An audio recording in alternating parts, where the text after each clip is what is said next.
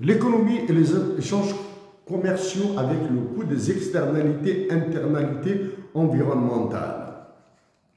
En relançant le déjà existant transport ferroviaire maghrébin, en lançant le transport maritime sur toute la rive nord de la Méditerranée et en développant un souci sur le coût des externalités et internalités, ce secteur est générateur d'emplois et réducteur de coûts.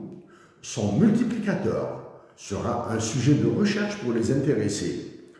Avec les vertus de l'économie géographique, une pratique ancestrale entre les peuples de la région louée par les académiciens Jared Diamond et Paul Krugman, il est triste de constater que les échanges commerciaux entre nos pays sont insignifiants dans les PIB régionaux. En ayant comme objectif un impact positif sur les inflations nationales, et pourquoi pas les salaires, en faisant des échanges économiques un moyen pour une solidarité, amitié et fraternité entre les peuples, tous les peuples de notre Afrique du Nord devront développer une solide coopération.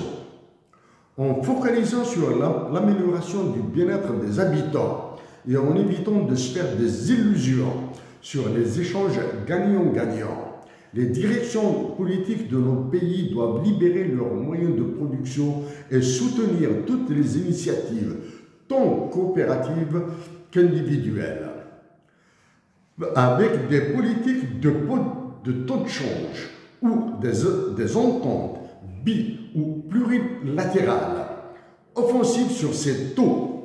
Des échanges commerciaux avec des tarifs préférentiels seront une aubaine pour nos peuples. Malheureusement, pour satisfaire les ordres de la Banque mondiale et du Fonds monétaire international et les exportations d'une partie des productions agricoles de la Tunisie, Maroc et Algérie que nous voyons dans les marchés canadiens impactent négativement leurs consommateurs et leur balance de paiement. Avec les pressions de la Banque mondiale et du Fonds monétaire international sur l'Algérie, la Tunisie et le Maroc étant déjà étranglés par les LPM et LCM, ces projets d'entente seront attaqués par ces institutions et l'Union européenne. Nos courages politiques, nos patriotismes et appuis de nos nations seront nos moyens de réaction pour la défense de nos intérêts. Après le don de 450 millions de dollars US à la Tunisie, l'Algérie, avec des négociations qui pourront être difficiles, pourra faire mieux en rachetant les dettes internationales tunisiennes contractées sur les marchés percantères vautours secondaires. Ainsi, la Tunisie respirera mieux. Une telle aide serait réalisable avec le Maroc. Avec les récents PIB du Maroc, Algérie et Tunisie, nos calculs montrent qu'avec le niveau de vie d'un Tunisien, l'Algérie, et si les Algériens acceptent de réduire leur niveau de vie, peut se permettre en une année d'augmenter sa population de la moitié de celle de la Tunisie. Avec l'immense prouesse des Libyens dans leur projet d'exploitation des eaux souterraines et leur distribution qu'est le GMMR, Great Man-Made River, avec une coopération avec les Algériens, sa transformation en bien commun ou sa réplication pure et simple dans notre désert, tout en étant ambitieux sur son expansion, l'espoir de vaincre la guerre de l'eau est possible. En rendant cette ressource vitale disponible et en évitant leur gigantisme qui ne sera que budgétivore, nous lancerons des projets agricoles dans plusieurs régions de notre Sahara.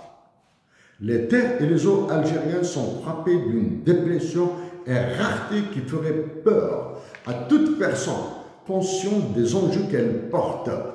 En plus d'être ouvert au FDI, Foreign Direct Investments, nous solliciterons les financements avec libéralité de la Banque mondiale pour nos investissements agricoles dans notre désert. À cause du chômage endémique en Algérie, la disponibilité de la main-d'œuvre est garantie avec des incitatifs et coercitions. Les ressources humaines sera encouragées à s'investir dans cette agriculture dont la production sera destinée prioritairement aux Algériens et aux peuples voisins. Pour nous, il est hors de question de brader ces deux ressources au profit de certains pays qui nous feront endurer ce que subissent le peuple et ressources éthiopiens.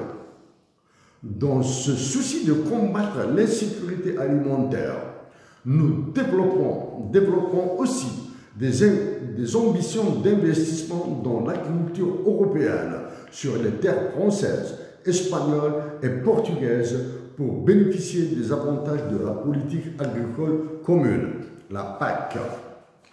Dans le domaine de la monnaie, c'est en 2014 que nous avons décidé d'énoncer le caractère criminel fiduciaire du franc CFA. C'est depuis 2016-2017 que nous sommes rentrés en guerre contre Emmanuel Macron sur la présence de son armée dans la région. Déclarer que la CEDEAO, l'UMOA et l'UEMOA sont des organisations terroristes.